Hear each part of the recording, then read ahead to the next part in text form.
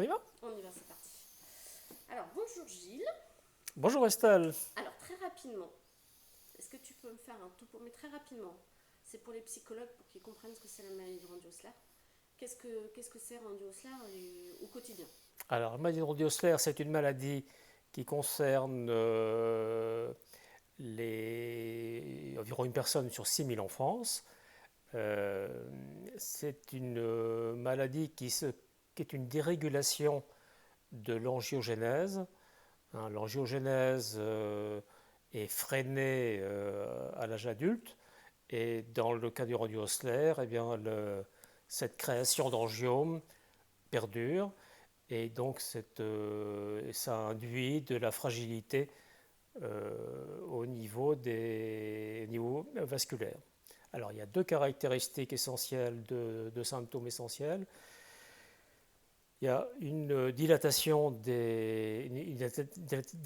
capillaire qui s'illustre par ce qui est vraiment le plus visible dans la maladie du Osler et ce qui est le plus handicapant au niveau qualité de vie, c'est des hémorragies nasales qui peuvent être fréquentes, très irrégulières.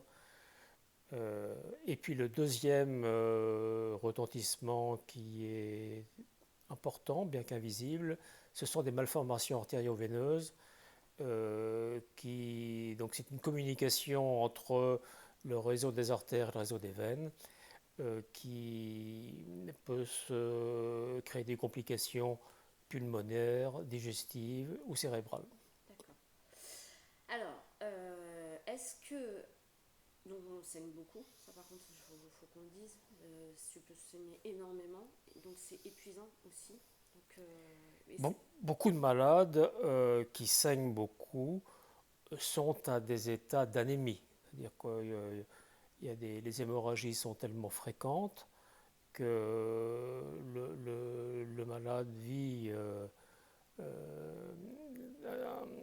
de manière anémiée très souvent et parfois ça justifie des hospitalisations aux urgences ou pas avec des transfusions sanguines dans certains cas, des supplémentations en fer dans d'autres cas. Voilà, donc c'est une maladie invalidante pour beaucoup de patients. mais est-ce que c'est une maladie mortelle? Non, c'est pas une maladie mortelle, c'est une maladie où il n'y a pas un taux de mortalité supérieur pour le Rodi-Osler par rapport au reste de la population. En revanche, c'est une maladie qui complique la vie quotidienne par justement l'anémie chronique qu'il y a fréquemment, par le côté imprévisible de la maladie qui fait que on a du mal à programmer sa vie. À partir en voyage par exemple, c'est parfois compliqué. Il y a également des complications au niveau professionnel, c'est-à-dire que l'anémie crée de la fatigue et il y a un certain nombre de malades qui ont du mal à tenir le rythme professionnel en étant anémiés. D'accord. Tu es atteint de Osler, toi? Oui, je suis atteint de maladie d'Osler. Et alors, ce que je n'ai pas précisé dans la présentation, c'est que c'est une maladie qu'on appelle, un terme scientifique, autosomique dominante, c'est-à-dire que à la naissance, il y a un risque sur deux de transmettre la maladie à ses enfants, quel que soit le sexe.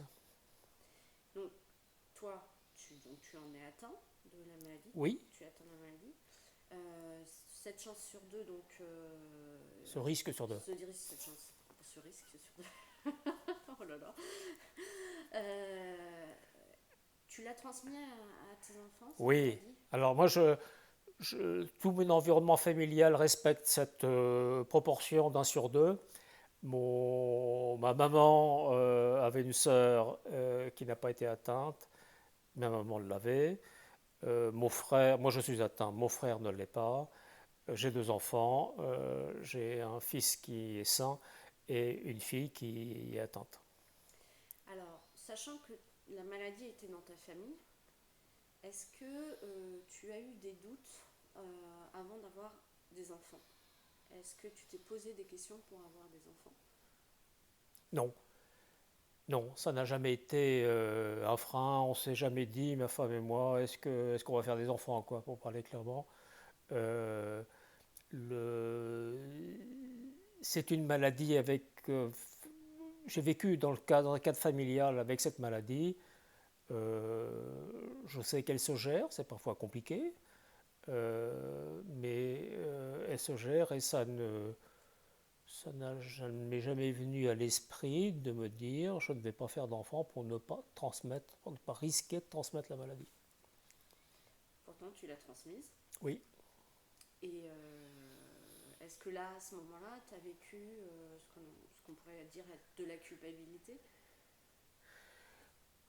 À un moment précis, c'est quand j'ai eu l'annonce de la maladie, la confirmation de la maladie chez ma fille. Tout simplement parce que mes enfants sont allés se faire dépister à l'âge de 25 ans, l'un et l'autre. Et ma femme et moi, on était à peu près convaincus qu'ils n'avaient pas la maladie, ils ne saignaient pratiquement pas, très très peu, voire pas du tout. Et pour nous, c'était plus une confirmation, quoi. Et pour eux également. Et puis, ma fille nous a appris qu'elle était diagnostiquée comme ayant la maladie de Brody-Osler. Et là, quand je l'ai appris, elle m'avait communiqué par téléphone parce que on n'habitait pas dans la même ville. Et elle m'a appris ça par téléphone. Et j'avoue qu'à ce moment précis, ça a été la douche froide.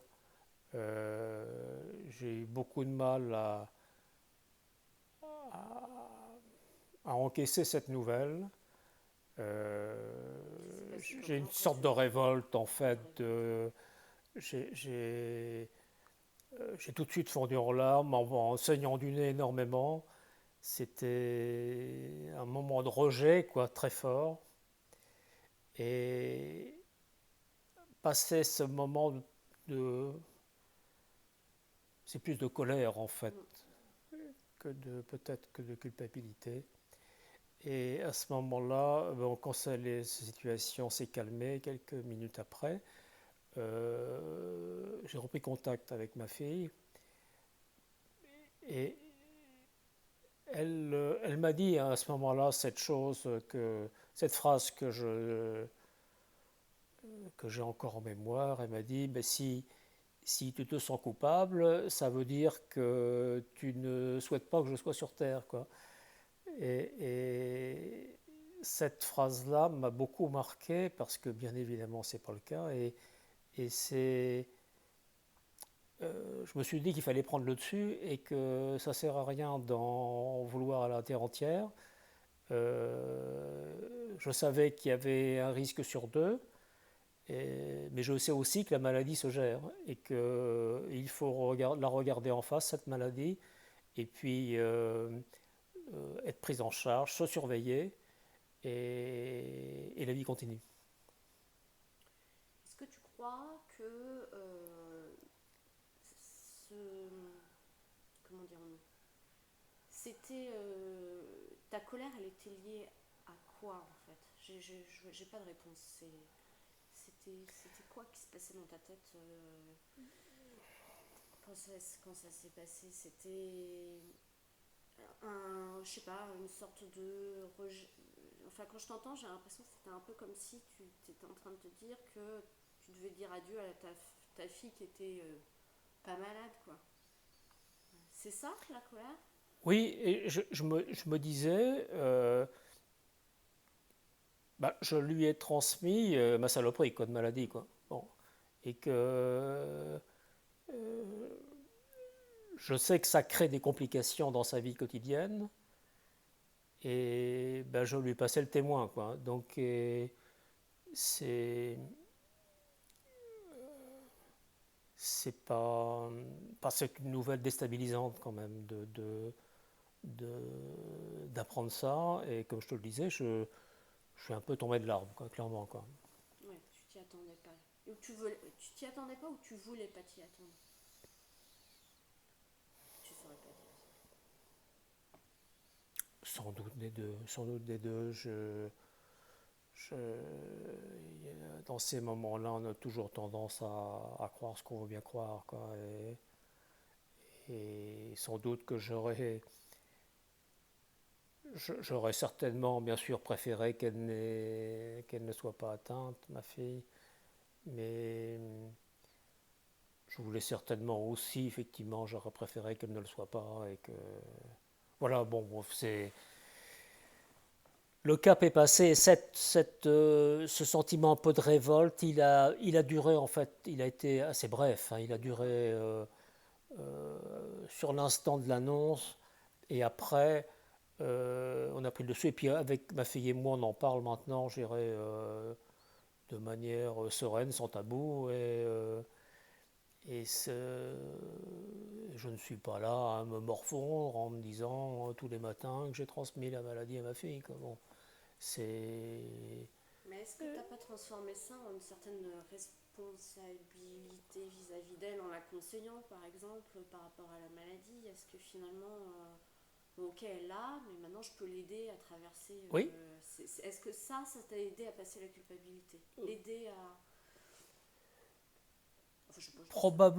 probablement, le, dans une maladie comme celle-ci, je crois que comme dans beaucoup de maladies, l'expérience a une compte. Parce qu'on passe par des bacs et il y a un certain apprentissage dans la gestion de ces bacs, quoi. Et ma fille ne connaît pas encore de situation de bas comme ça parce elle saigne relativement peu. Elle n'est pas anémiée. Et donc, je conçois un peu mon rôle comme lui faisant part de recommandations, hein. Elle est adulte, donc elle a son libre arbitre, ça va de soi, mais le, je lui fais part de mon expérience. Récemment, par exemple, on parlait euh, je lui parlais des bienfaits que me procure l'humidificateur dans ma chambre.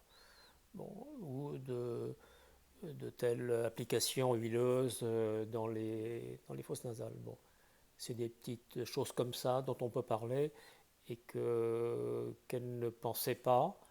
Et bon, moi, je lui apporte le fruit de mon expérience au niveau de la gestion de la maladie, quoi. Ouais, d'accord. Si demain tu rencontres quelqu'un, et tu dois le faire souvent dans les associations, qui viennent de découvrir qu'ils ont transmis la maladie à leur enfant, ou même à leurs petits-enfants, parce qu'on n'a pas parlé de ta petite fille, d'ailleurs, Ben, ma petite fille, elle n'est pas encore diagnostiquée, donc je ne sais pas donc je sais pas. si elle a la maladie, mais enfin, elle n'a que 6 ans. Et sa maman, ma fille, considère que c'est encore un peu tôt et que ça n'apporterait pas grand-chose qu'elle soit diagnostiquée aussitôt. Mais bon, elle va l'être dans les années qui viennent, quoi. D'accord. Mais si quand tu vois, tu es à l'AMRO, donc parce que tu es président de l'AMRO, quand tu rencontres des parents qui viennent de découvrir qu'ils l'ont transmis, ou alors des personnes qui veulent avoir des enfants mais qui n'osent pas avoir des enfants à cause de ça, tu leur dis quoi?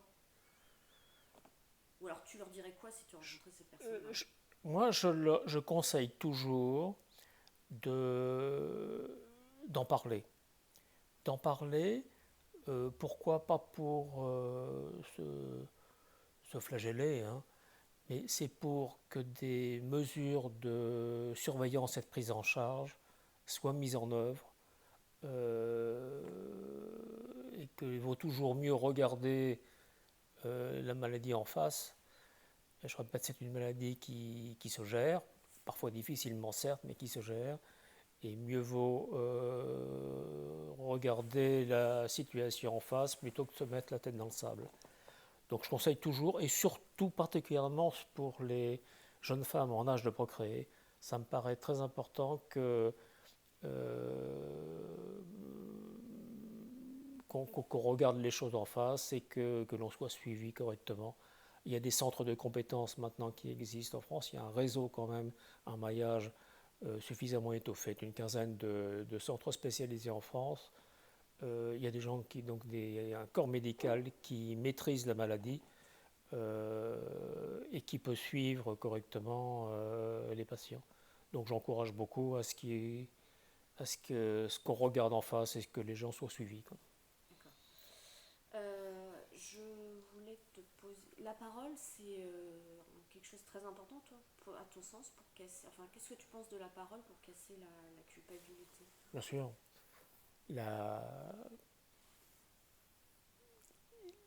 il faut, il faut briser les tabous en fait. Dans la notion de culpabilité, il y a le fait de ne pas exprimer clairement ses peurs sans doute.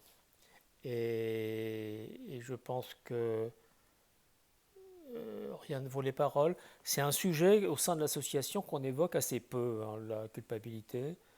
C'est assez récent.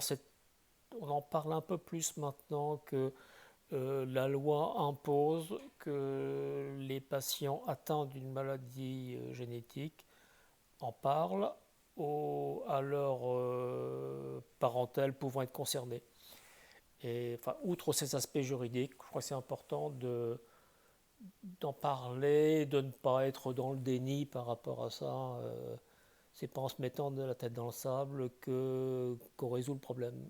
Et en tout cas, c'est certainement pas comme ça que l'on peut vivre plus sereinement en étant suivi par, par les médecins spécialistes. Moi, j'ai rencontré d'autres patients rendus au SLER. Il y en a certains qui me disaient qu'ils se faisaient vraiment culpabiliser par les proches, par les collègues de travail, en leur disant que bah, soit pourquoi tu as des enfants, ou alors pourquoi tu viens travailler, ou alors c'est complètement fou, t'es pas malade. T'as subi, toi, ce type de culpabilisation? Non, non, jamais. Jamais. Et pourtant, je jouais carte sur table dans mon milieu professionnel. Euh, je, je dirigeais différentes sociétés. Chacune d'entre elles, en début de prise de fonction, je réunissais mes équipes en disant voilà, vous allez me voir saigner. Euh, vous inquiétez pas, c'est une maladie comme une autre qui se gère. Je serai amené à m'isoler. Voilà. Et c'est une nouvelle fois, autant parler, quoi. Mm.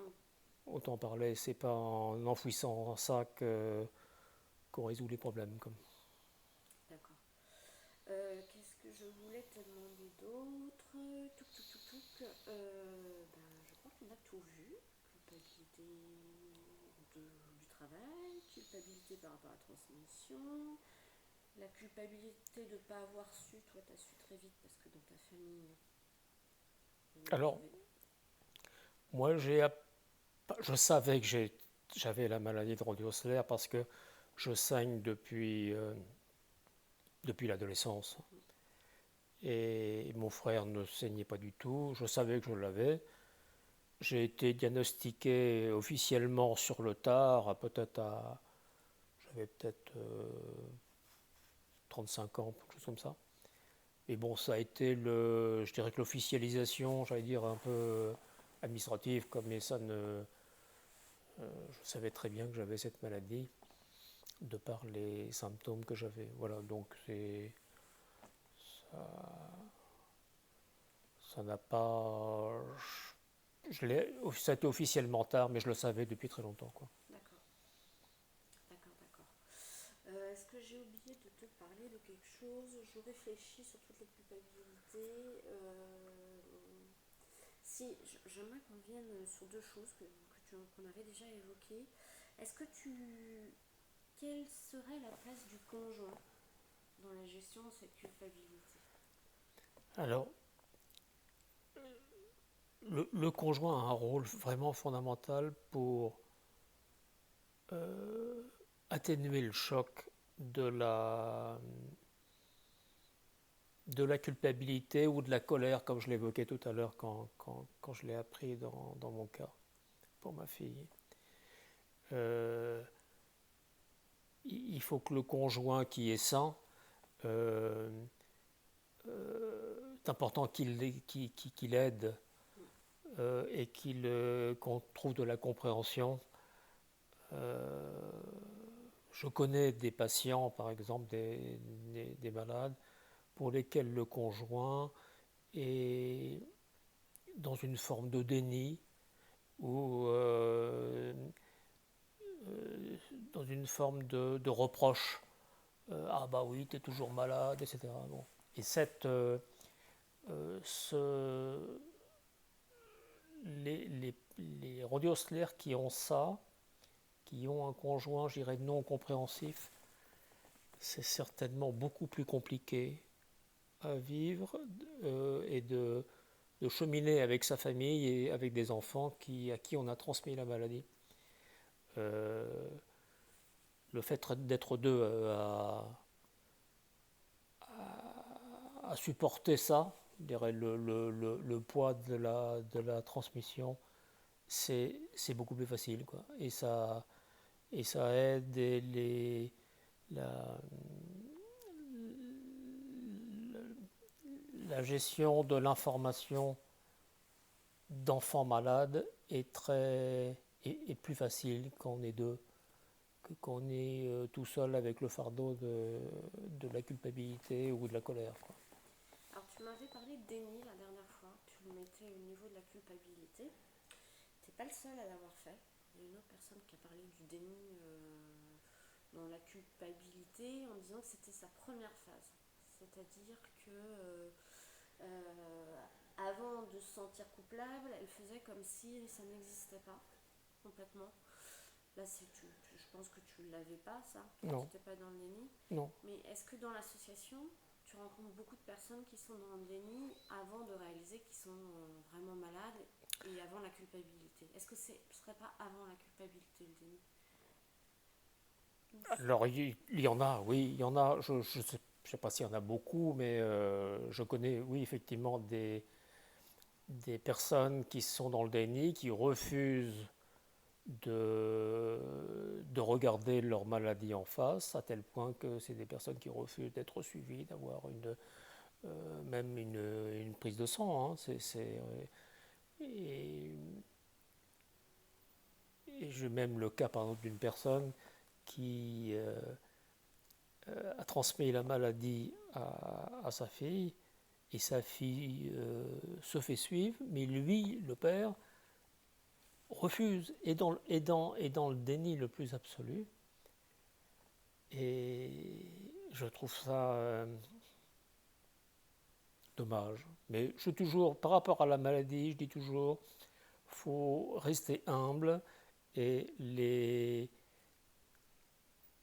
faut pas trop avoir de jugement de valeur par rapport à la maladie, parce que chacun a son histoire et, et la maladie touche vraiment à l'intime, à son vécu, et faut pas trop être péremptoire dès lors où on parle de la maladie, de la perception de la maladie et de sa vision pour tout un chacun. Il y en a pour lesquels c'est insurmontable de regarder la maladie en face parce que c'est tabou et il vaut mieux enfouir ça. Et d'autres qui est mon cas, je préfère toujours regarder lucidement la situation pour y apporter le maximum de remèdes. Et des remèdes existent quand même. Je ne sais pas que la maladie se guérit, mais on peut gérer sa vie plus facilement en la regardant en face, quoi.